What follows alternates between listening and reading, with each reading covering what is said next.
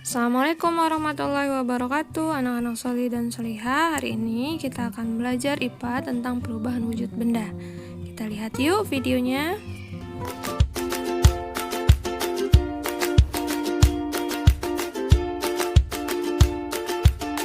Assalamualaikum anak-anak.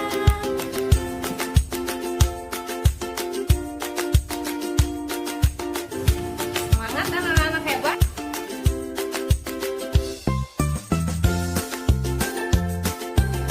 Sudah siap belajar hari ini?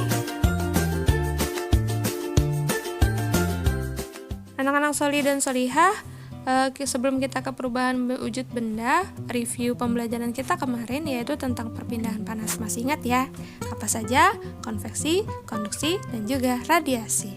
Nah, anak-anak solih dan solihah, tujuan dari pembelajaran kita hari ini diharapkan anak-anak mampu menjelaskan pengaruh kalor terhadap perubahan wujud benda dalam kehidupan sehari-hari.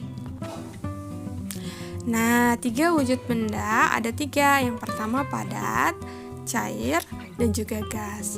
Contoh dari benda padat adalah coklat, contoh dari benda cair adalah embun atau air, contoh dari gas adalah asap atau uap air yang terdapat dari air panas. Nah, perubahan wujud benda selalu disertai dengan pelepasan atau penyerapan kalor anak-anak. Anak-anak solih dan solihah, perubahan wujud benda ada 6. Kita bahas satu-satu ya. Yang pertama adalah menyublim. Kita lihat, menyublim itu apa? Perubahan benda padat menjadi gas. Contohnya adalah kamper.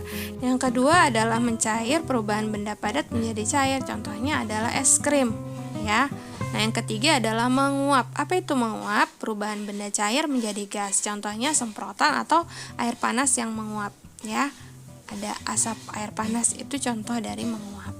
Selanjutnya adalah mengkristal atau deposisi, yaitu perubahan benda gas menjadi padat. Contohnya stalaktit dan stalagmit. Stalaktit adalah batuan kapur yang berada dari bagian atas goa ya, langit-langit goa, dan menuju ke bagian dasar goa. Yes, itu stalaktit. Sedangkan stalagmit, batuan yang menjulang ke atas, yaitu dari bagian lantai goa menuju ke bagian langit-langit goa. Perubahan wujud benda selanjutnya yang kita bahas adalah membeku. Membeku adalah perubahan benda cair menjadi padat, contohnya es batu. Kemudian, selanjutnya adalah mengembun. Apa itu mengembun? Perubahan benda gas menjadi cair, contohnya embun di gelas air dingin.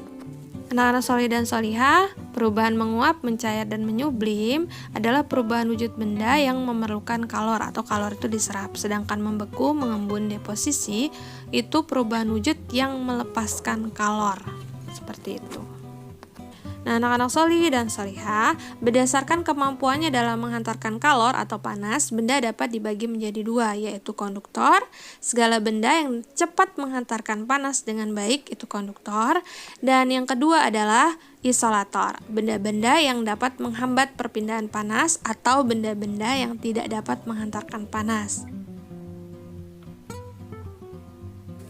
Nah, contoh dari 2 benda tersebut, contoh konduktor adalah besi, kaca, dan aluminium, sedangkan isolator contohnya adalah kayu dan karet. Nah, kita lihat ya anak-anak, penggunaan konduktor dan isolator dalam kehidupan sehari-hari. Misalnya, di sini ada spatula terbuat dari kayu, itu untuk menghindari panas, itu adalah isolator. Sedangkan yang satunya adalah benda konduktornya di sini adalah pancinya, ya, terbuat dari logam untuk menghantarkan panas, itu adalah konduktornya. Nah, kita lihat benda yang lainnya anak-anak, ada setrika, ada solder listrik, dan ada panci. Nah, di situ ada benda isolator dan ada ada konduktornya. Dan solder listrik juga seperti itu, yang dari logam itu konduktor, yang isolatornya terbuat dari plastik, ya, atau karet.